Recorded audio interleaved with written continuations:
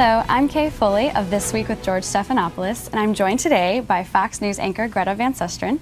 And since we believe all politics is social here, we're putting some of your Facebook questions to Greta. So thank you for joining us. Happy to be here. And our first question comes from Scott Wallace.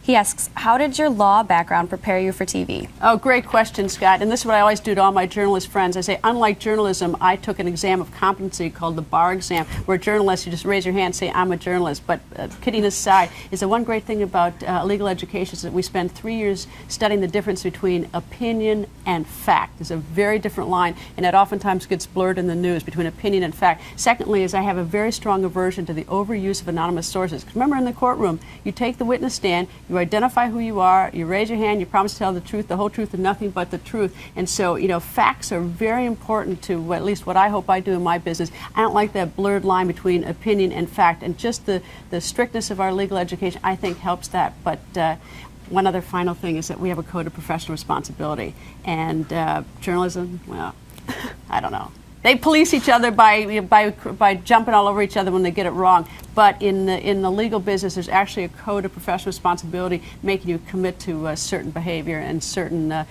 parts of your work. Well, that kind of segues nicely into the next question, which is Kevin G. Smith's.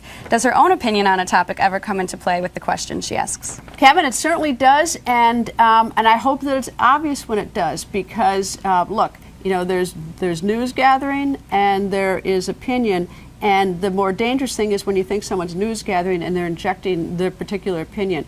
Yes, of course it does. I mean, there's certain things that outrage me. I mean, I've got some, I'll tell you one thing. You want to push my button? Talk about waste and fraud in the government, because for the life of me, I can't understand why there isn't more chasing down of waste and fraud in the government. So yes, you're going to hear my opinion on that, and I hope it's loud and clear. And I know you're smart enough to know when I'm talking facts and when I'm talking opinion and my opinion.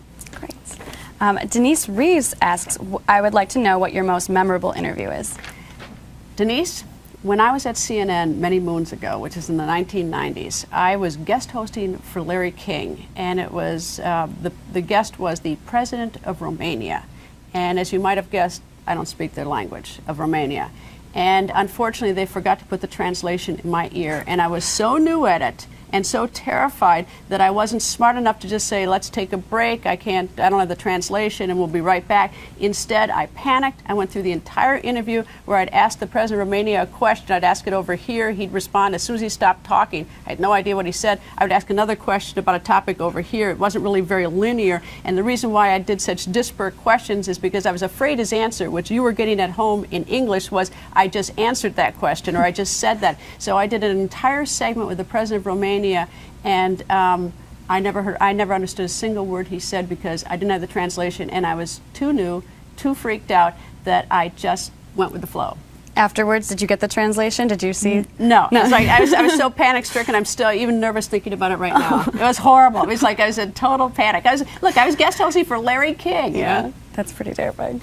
And the last question comes from Nicholas Koita, who asks, who is her dream political guest on the show? Easy answer. Bo, the first dog. You know, I love animals. I'd love to be on Animal Planet. You know, an Animal Planet, you're not dealing with death and destruction and people fighting with each other all the time. So to the extent that Bo is a part of politics, I'd love to interview Bo, plus the fact I love the fact that he looks like he's wearing white knee socks. Have you seen the way he looks? Cute, so Bo's my favorite. In terms of politics, you know, I've been around the block about 20 years in cable news, and I think I've interviewed just about everybody, and I really like the politician who actually give me the straight answer. You know, a lot of politicians, you ask the question and the politician begins to answer it, and you could probably answer the rest of it yourself because you get these sort of talking points. So it's hard to interview politicians, but it's really hard to sort of drive in and get them to give you the real answer, not the one that they have planned to tell you. Yeah.